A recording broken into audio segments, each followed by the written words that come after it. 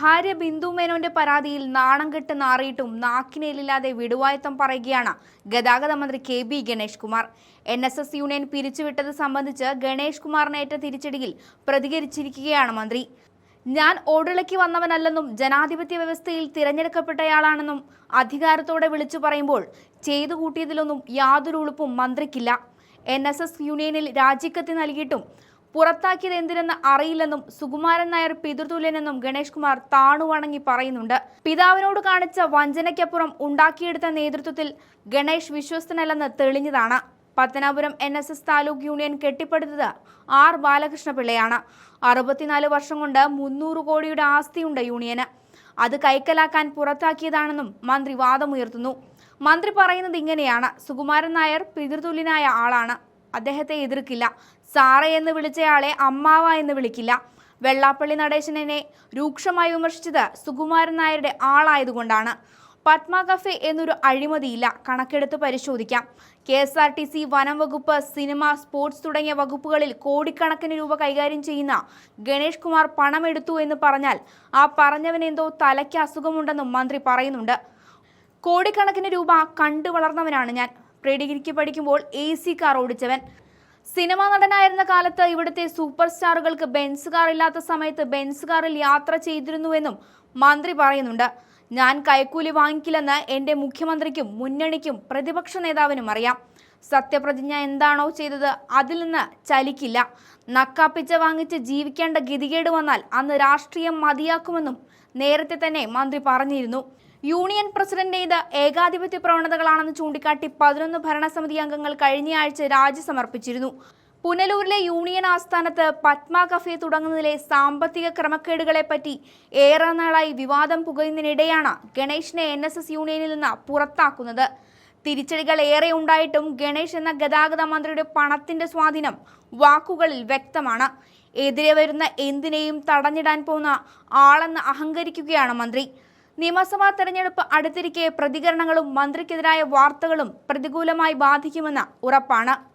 ഇനി മന്ത്രിയുടെ പ്രതികരണം കാണാം. എന്നെ പൈസയുടെ കണക്ക് പഠിപ്പിക്കില്ല. കോടിക്കണക്കിന് രൂപ കണ്ടു വളർന്നവനാണ് ഞാൻ. പ്രീ ഡിഗ്രിക്ക് പഠിക്കുമ്പം പ്രീ ഡിഗ്രിക്ക് പഠിക്കുമ്പോൾ കാർ ഓടിച്ച് നടന്നവനാണ്. എയർ കണ്ടീഷൻ ചെയ്ത കാർ. എൻ്റെ അച്ഛൻ എന്നെ അങ്ങനെ വളർത്തി, എനിക്കറിയാം. പക്ഷേ ഞാൻ സാധാരണക്കാരനൊപ്പമാണ്. ഇവിടുത്തെ സൂപ്പർ സ്റ്റാറുകൾക്ക് ബെൻസില്ലാത്ത കാലത്ത് ഞാൻ ബെൻസ് കാറിൽ യാത്ര ചെയ്തതാണ്. പക്ഷേ എന്നെ പൈസ ഒന്നും കാണിച്ചാലും പിടിവേണ്ട. എനിക്ക് ആരെങ്കിലും എന്നെ കണ്ട് നക്കാപ്പിച്ചത് എന്നാന്ന് ആരെങ്കിലും പറഞ്ഞിട്ടുണ്ടെന്ന് പറയും. നിങ്ങൾ മാധ്യമപ്രവർത്തകരെ അന്വേഷിക്കും. ഈ 13 പേര് രാജി സമർപ്പിച്ചിരുന്നു. അവരൊക്കെ പറയുന്നത് ഒരു ഏകാധിപതിയെ പോലെ പെരുമാറുന്നു. ഏകാധിപതിയൊന്നുമില്ല. ഇപ്പം എല്ലാവരും ഏകാധിപത്യം പല സ്ഥലത്തും ഉണ്ടല്ലോ. അതൊക്കെ നമുക്ക് പറയാൻ പറ്റുമോ? ഏകാധിപതി അങ്ങനെ ജനാധിപത്യ വ്യവസ്ഥയിൽ തിരഞ്ഞെടുത്ത ആളാണ് ഞാൻ. എന്നെ ഒരു ദിവസം രാവിലെ ഇല്ല എന്ന് പറഞ്ഞാൽ എനിക്കൊന്നുമില്ല. എനിക്കെന്താ, ഞാൻ നായരുടെ മാത്രം ആളല്ലല്ലോ. ഞാൻ കേരളത്തിലെ പൊതുസമൂഹത്തിൻ്റെ ഒരു ആളല്ലേ. ഒരു കലാകാരൻ എന്ന നിലയിൽ ഞാൻ നായരുടെ ആളാണ്. ഒരു രാഷ്ട്രീയക്കാരൻ എന്ന നിലയിൽ നായരുടെ മാത്രം ആളാണ് അല്ല. ഞാനൊരു പൊതു സ്വത്താണ്. കേരളത്തിലെ ജനങ്ങൾക്ക് നന്മ ചെയ്യുന്ന ഒരു സാധാരണക്കാരനായ പൊതുപ്രവർത്തകനാണ്. എന്നിൽ എല്ലാ ജനങ്ങൾക്കും അവകാശമുണ്ട്. എല്ലാ സമുദായക്കാർക്കും അവകാശമുണ്ട്. എന്നെ പറയാനും എന്നെ നിയന്ത്രിക്കാനും വിമർശിക്കാനും എല്ലാവർക്കും അധികാരമുണ്ട്. എന്നെ ശ്രീ വെള്ളാപ്പള്ളി നടേശൻ അതിരൂക്ഷമായി വിമർശിച്ചത് ഞാൻ സുകുമാരൻ നായർ സാറിൻ്റെ ആളായതുകൊണ്ട് പറഞ്ഞിട്ടാണ്. അല്ല അദ്ദേഹത്തിന് എന്നോട് വ്യക്തിപരമായ എന്ത് വിരോധമാണ്? എനിക്കെന്തെങ്കിലും സംഭവിച്ചോ? ഒന്നും സംഭവിച്ചില്ല. അദ്ദേഹത്തിൻ്റെ നിലപാട് പറഞ്ഞു. ഞാൻ അദ്ദേഹത്തെ പറ്റി എപ്പോഴും അസഭ്യം പറഞ്ഞില്ല. ഞാൻ തിരിച്ചു മറുപടി പറഞ്ഞു ഇല്ല. അത് എൻ്റെ അന്തസ്സാണ്, എൻ്റെ മാന്യതയാണ്.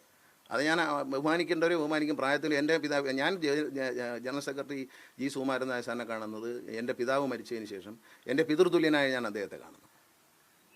കഴിഞ്ഞ ആഴ്ചയും അദ്ദേഹത്തെ ഞാൻ കണ്ടിരുന്നു. ഇത്തരത്തിലൊരു തർക്കം വേണ്ട, എൻ്റെ രാജിക്കത്ത് കൊടുക്കാമെന്ന് അദ്ദേഹത്തോട് പറഞ്ഞു. അത് വാങ്ങാതെ എന്തിനിത് ചെയ്തു എന്നുള്ളതിന് അദ്ദേഹമാണ് പറയേണ്ടത്, ഞാനല്ല മറുപടി പറയേണ്ടത്. ഞാൻ രാജിക്കത്ത് കൊടുക്കാൻ ഞാൻ തയ്യാറാണ്. ഞാൻ രാജിവെച്ച് പോയിക്കോളാം, എനിക്ക് വേണ്ട എന്ന് പറഞ്ഞു. എനിക്ക് ഒരുപാട് തിരക്കുണ്ട്. ഒന്നാമത് രാഷ്ട്രീയം, മന്ത്രിയുടെ പണി, പാർട്ടിയുടെ കാര്യങ്ങൾ, ജനങ്ങളുടെ പത്തനാപുരത്തിലെ ജനങ്ങളുടെ കാര്യങ്ങൾ, പിന്നെ സിനിമ. ഇങ്ങനെ എനിക്ക് എൻ്റെ തൊഴിലുണ്ട്. എനിക്ക് ജീവിക്കാനൊരു തൊഴിലുണ്ട്. ഇതെല്ലാം ചെയ്ത് ജീവിക്കുന്ന എനിക്ക് ഒരുപാട് കാര്യങ്ങൾ ഒരു സമയം ചെയ്യാനുണ്ട്. എന്നിട്ടും എൻ്റെ അച്ഛൻ്റെ ചുമതല, അച്ഛൻ എടുത്തിരുന്ന ചുമതല ഈ പത്തനാപുരത്തെ നായർ സമുദായം വോട്ടിട്ട് എന്നെ ഏൽപ്പിച്ചാണ്. ഞാൻ ഓടിളക്കി വന്ന ആളല്ല. ഒരു പാനലായി മത്സരിച്ചാണ് ഞാൻ NSSൻ്റെ വൈസ് പ്രസിഡൻ്റ് ആവുന്നത്. അച്ഛൻ ജീവിച്ചിരിക്കുമ്പോൾ തന്നെ ഒരു പാനൽ, 2 പാനൽ നമ്മൾ മത്സരിച്ച് ഏറ്റവും കൂടുതൽ വോട്ട് കിട്ടി ജയിച്ച ആൾ ഞാനാണ്. 283 വോട്ട് കിട്ടി ജയിച്ച ആളാണ് ഞാൻ. അതായത് ഭൂരിപക്ഷം. എനിക്കെതിരെ താലൂക്ക് പ്രസിഡന്റ് സ്ഥാനത്തേക്ക് മത്സരിച്ച ആളിന് കിട്ടിയത് വെറും 5 വോട്ടാണ്. ബാക്കി 185 വോട്ട് വാങ്ങിച്ച് ജയിച്ച ആളാണ് ഞാൻ.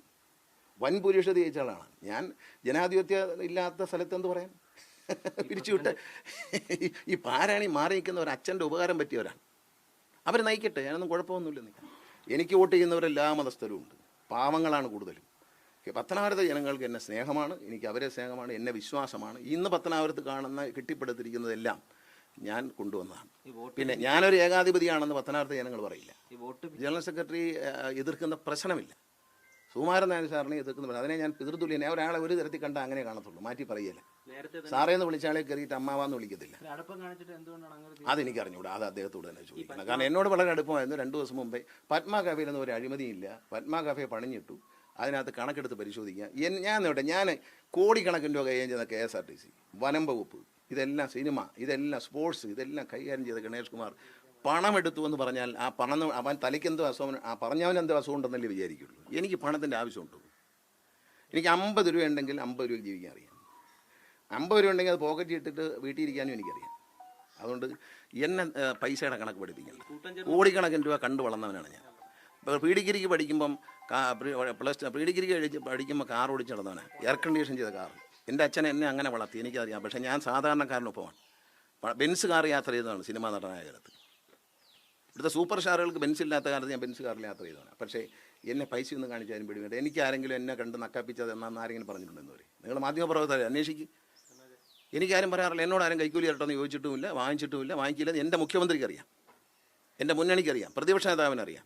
ഞാൻ അഴിമതിക്കാരനല്ല, ആർക്കും അഴിമതിക്കും ഒരു സ്വാധീനത്തിന് ഞാൻ വഴങ്ങുന്നതാണല്ല, അത് വഴങ്ങത്തില്ല. എൻ്റെ ബന്ധുക്കളാണെങ്കിൽ പോലും ഞാൻ അങ്ങനെ സത്യപ്രതിജ്ഞ എന്ത് ചെയ്തോ അതിന് ഞാൻ ചലിക്കില്ല.